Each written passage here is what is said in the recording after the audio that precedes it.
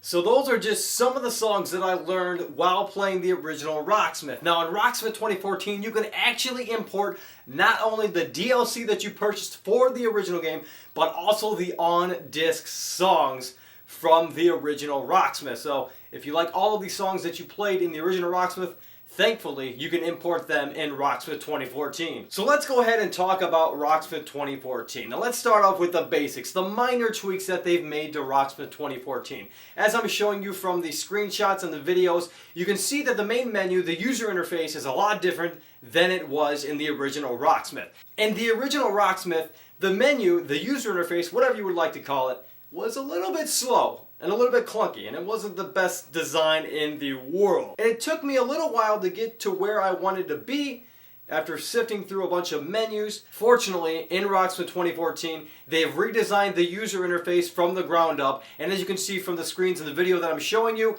it's not only pretty to look at, but it's also snappy, quick, and almost instant. So those are one of the minor tweaks of Rocksmith 2014. At least I think it's a big improvement, but for most people, it's probably just a minor little tweak. Let's go ahead and talk about one of the brand new modes in Rocksmith 2014, and that is called Session Mode. Now, what Session Mode allows you to do is play your guitar or your bass and jam along with artificial intelligence. So in Session Mode, you can actually go ahead and pick a key, pick a little scale, and jam along, and the computer will recognize that you're jamming, and it will adapt in real time. You know, I'm really thankful for Session Mode because I love to jam around, noodle around on my guitar, create my own songs. I've always wanted to form a band, but I don't really know anyone that knows how to play an instrument, or they have scheduling issues, or they're just too self-conscious to play in front of one another. So Session Mode is really, well, awesome to say the least, because I can go in there, learn some stuff, jam along, and really create my own songs in Session Mode. One of the most important aspects of a music game is actually the set list. And in Rocksmith 2014,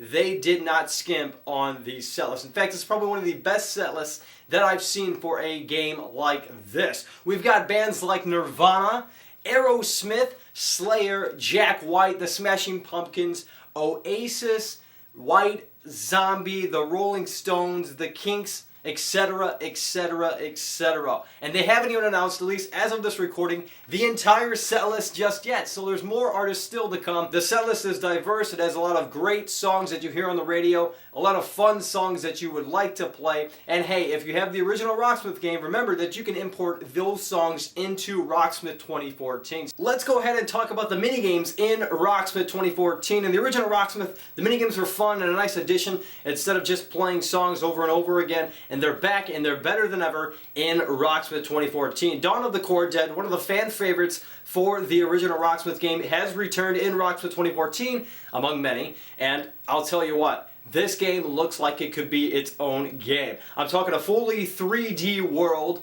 a first-person shooter, bosses, it has its own story, so you're telling me that I can play chords on my guitar like the G chord, the E minor, the D, and I could shoot zombies and play through this story and kill bosses. It's really, really unbelievable. And it's a big step up from what they did in the original Rocksmith game. And that's just one of the many returning minigames in Rocksmith 2014. I believe there's also new minigames as well, so the minigames are back, and like I said earlier, they're better than ever. We've talked about the changes to the UI, we've talked about the brand new mode, Session Mode, we covered the setlist, at least at what we know as of right now, and we have talked about the cool new minigames that are featured in Rocksmith 2014. And I can talk about all of the other improvements like colorblind mode and the ability to set the difficulty right from the get-go, but honestly I'd be here all day if I had to cover every single feature of Rocksmith 2014. And if you want more information about Rocksmith 2014, head on over to rocksmith.ub.com.